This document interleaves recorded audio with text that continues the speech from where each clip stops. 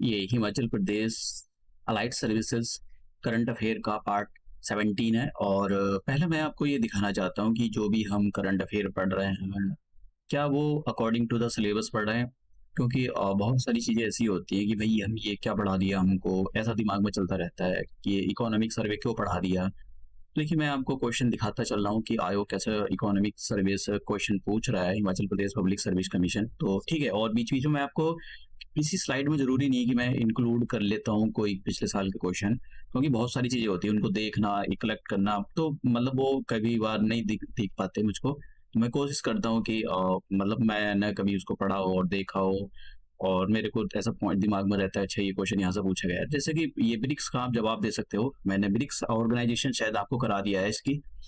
और एक क्वेश्चन है जरा, the lowest temperature in India is recorded at. अब ये क्वेश्चन है, अब मैं यहाँ पर इंडिया की जगह अगर हिमाचल कर दूं तब आपका जवाब क्या होगा। जरा मुझको की लैंग दे रखा है, की लॉन्ग है ये एक्चुअली, की लैंग। तो की लॉन्ग अगर मैं यहाँ कर दूं की लॉन्ग, तो उसका जो सही आंसर होगा अगर मैं ये कर दूं lowest temperature in the in India, India की जगह कर देता हूँ Himachal Pradesh is recorded at, और यहाँ पर की लैंग की जगह की लॉन्ग कर दूं तो आंसर क्या होगा, जरा उसका भी आप एक बार जवाब देना। और मैंने आपको पिछली स्लाइड में ही बताया था कि लोएस्ट टेम्परेचर हिमाचल प्रदेश का कहाँ पर होता है, और ड्राइएस्ट रीजन कौन सा है, कौन सा स्टेट है, ये सारी चीजें आपको मतलब पता होनी चाहिए। अब हम ये तो हो गया किस टाइप के क्वेश्चन आयोग पूछे, ये सारे क्वेश्चन आयोग ने पूछे हैं। सार्क से रिलेटेड मैं 2-3 लेक्चर में आपको जो इंटरनेशनल ऑर्गेनाइजेशंस जो भी इस दो पिछले एक साल में न्यूज में रहे वो सारे कवर करा दूंगा। वैसे मैंने बीच बीच में कराता भी कर चल रहा हूँ, आपको क्वेश्चन दिखाता चल रहा हूँ।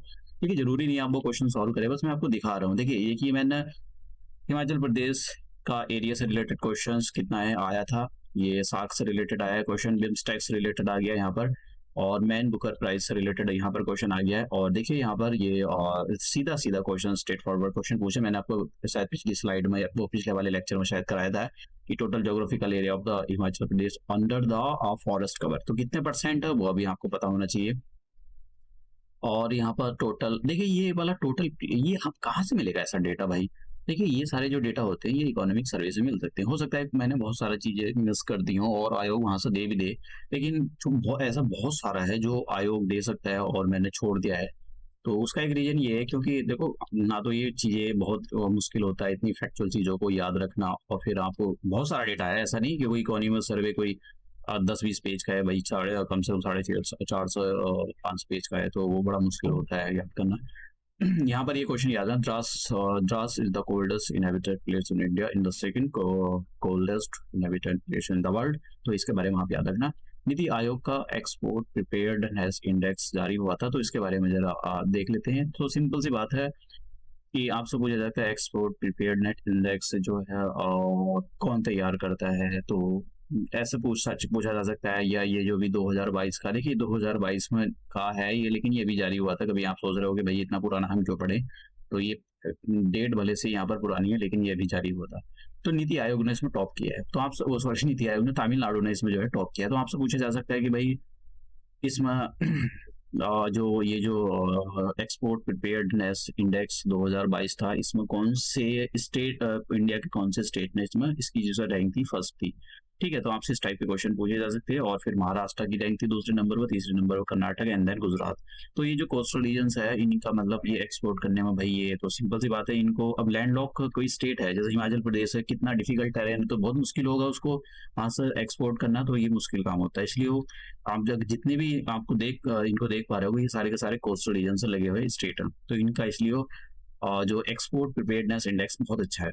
अब बात करते हैं दूसरा का, देखिए 2023 का एशियन एथलेटिक चैंपियनशिप हुआ था, तो इंडिया को कितने गोल्ड मिले, कितने अवार्ड मिले, ये आपको पता होना चाहिए। अभी मैं आपको उसका ओलंपिक्स के बारे में भी बताऊंगा।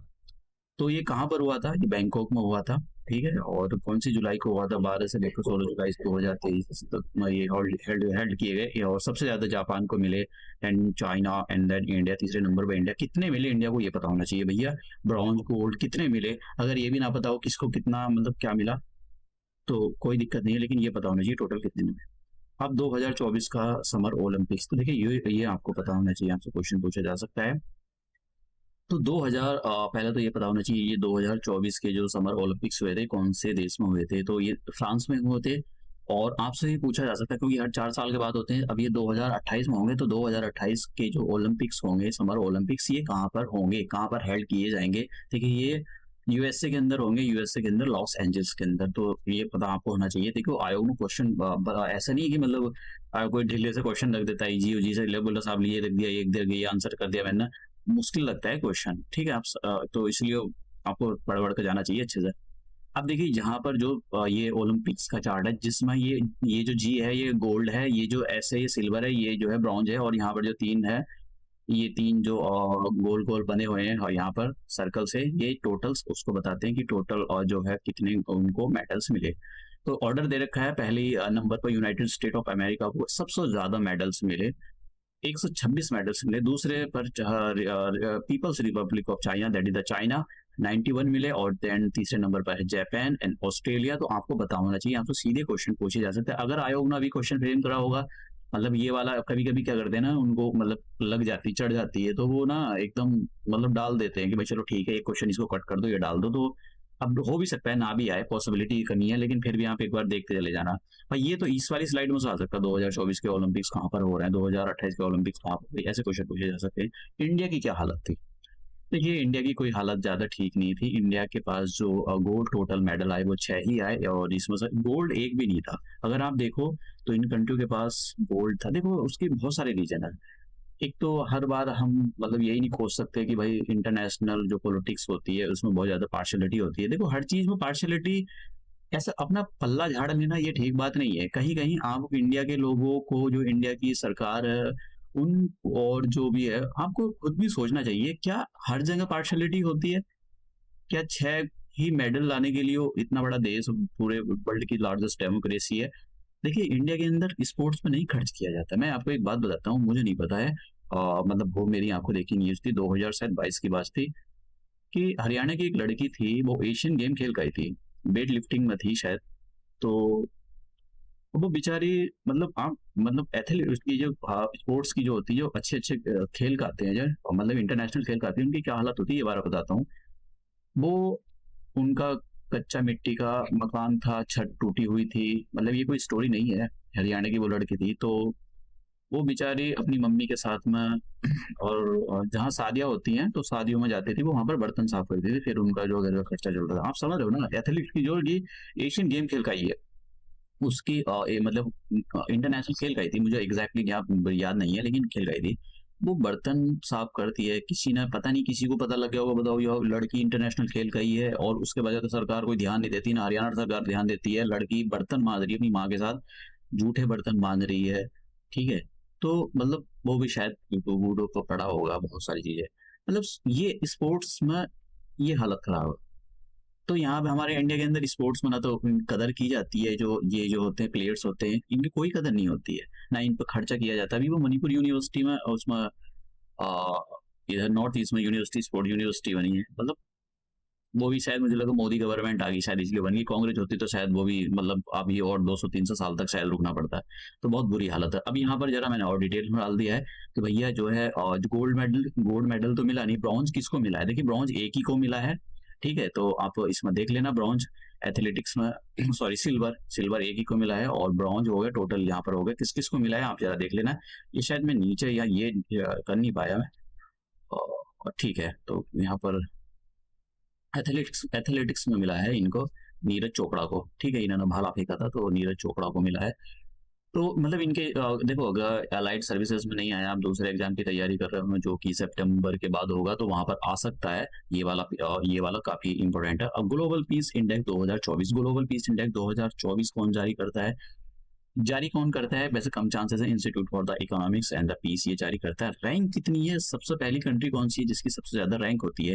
ये 2024 का है, समझ गए? अब ये 2024 का इंडेक्स है, तो इसको अच्छे से तैयार करके जाना। और आइसलैंड, जो आइसलैंड है, और इसकी जो मतलब ये आइसलैंड और आयरलैंड, ये दो पहले और दूसरे पोजीशन पर ही अपनी जो पोजीशन बढ़ाए रखे हैं इन्होंने। और तीसरे नंबर पर ऑस्ट्रेलिया। और इंडिया की हालत देख लेते हैं, 116 पर है, समझ गए? 116 पर है इंडिया की जो हालत है, पिछले पिछले साल से थोड़ी ठीक हुई है इंडिया की हालत। अरुंधति राय को मैंने ये बता दिया, पैन विंटर प्राइज 2024, मतलब 2023 वाला भी करके जाना भैया, ये अलाइड सर्विसेज वाले, क्योंकि पता नहीं वो 2000, मेरे को नहीं पता कि पता नहीं 2023 वाला, लेकिन हो सकता है ये भी करके जाना पड़ेगा आपको। पता नहीं उसने पेपर पुराना सेड्डी सा बनाया होगा, एकदम रखा हुआ बेकार सा, धूल लग रही होगी उसको, तो फिर कुछ कह नहीं सकते भाई वो पुराना सर्विस होता है। उसने एकदम लेटेस्ट बनाया होगा, एकदम जोश खरोश के साथ बनाया होगा, तो हो सकता है रख भी दे आयोग, तो कुछ कह नहीं सकते। अब ये प्राइज करने देखिए, मैन बुकर प्राइज 2018 का, ये करना सॉल्व नहीं करना, मैं आपको दिखा रहा हूँ कि आयोग क्वेश्चन पूछता है। ये कोई हम ऐसे नहीं कि बेकार की चीजें कर रहे हैं कि भाई कुछ भी पढ़ा दे, कुछ नहीं पढ़ा रहा है, अकॉर्डिंग टू द सिलेबस ही है, चल रहा है सब कुछ। तो ये हम अपना जो करंट अफेयर का लेक्चर यहीं समाप्त करते हैं और मिलते हैं। मैं इसको पीपीटी को सारी पीपीटी ऐड करा दूंगा। मेरे को जरा थोड़ा टाइम नहीं मिल पा रहा है, तो मैं कोशिश करूंगा इनको नीचे डिस्क्रिप्शन बॉक्स में ऐड कराने की। आप इसको डाउनलोड करो, जल्दी जल्दी एकदम रिवीजन कर डालना, क्योंकि ज़्यादा टाइम बचा है नहीं है। अब ये हम यहीं पर समाप्त करते हैं।